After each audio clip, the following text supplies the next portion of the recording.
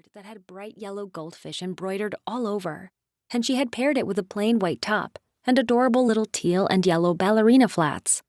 She thought she looked pretty, but when his eyes roamed down her outfit, she immediately realized they had very different definitions of pretty. At first glance, she'd thought his pea green sweater gave off similar vibes to her clothing style, but she'd been wrong.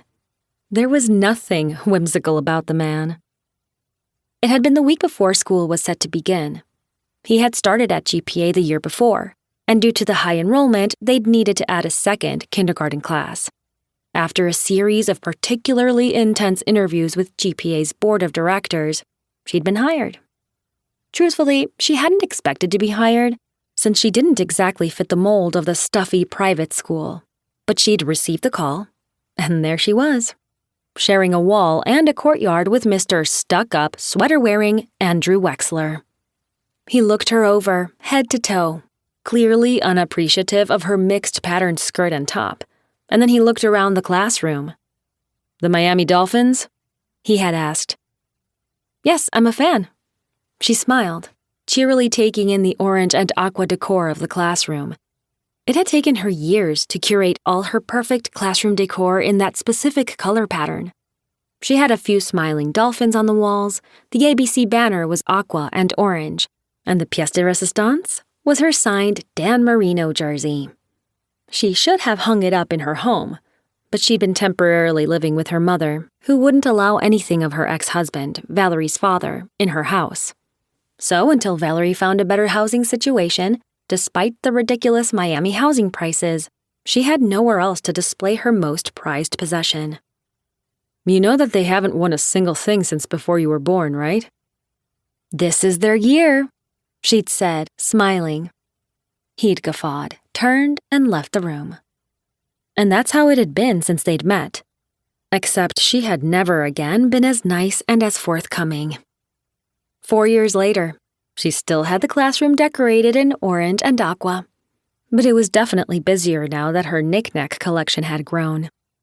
She was living in a small one-bedroom apartment and wanted to take some of the memorabilia home, but she couldn't bring herself to do it, because the knowledge that Wexler hated it was enough for her to leave it at the school, year after year.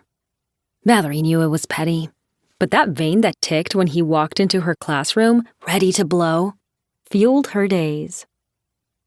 As the minutes pressed on, she noticed her students singing slowing down. She grabbed the sweater she always kept over her chair and put it on. Was it getting colder? "What's wrong? Why'd you all stop?" she asked the class. "It's freezing," one student said with a shiver. I don't want to sing anymore, miss," another student whined through rattling teeth. "Son of a biscuit," Valerie whispered mostly to herself. She opened the back door, the one that led to the shared courtyard. Wexler was outside with his class, reading a book. He hardly ever went outside. "You cranked up the AC, didn't you?" She glared at him.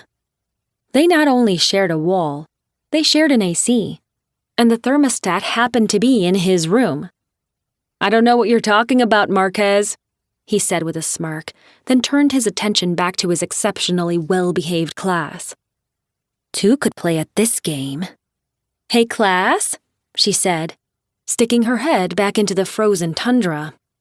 "How about we switch it up this afternoon, since the AC seems to be broken? I know we don't normally paint on Tuesdays, but it's such a beautiful day. Why don't you grab all your paint supplies and let's go outside?" "Yay!" they all yelled in unison. "What do you think you're doing?" Wexler asked as her class began pouring out of the room carrying watercolors and easels. "I thought it would be a wonderful day for painting. Plus it's so nice and warm out here. In fact, children, let's finish the song while we paint. What do you say?" "Can we sing too, Mr. Wexler?" one of his students asked, and Valerie had to purse her lips to stop herself from laughing. "Well, it's reading time today, and—" But it was too late. His class stood up, distracted by her students, and there was singing and painting and even some laughing. "You played dirty, Marquez. My kids are getting ready for the National Spelling Bee next week, and they could have used the last little push." "Then push them. Tell them to stop coloring and sing."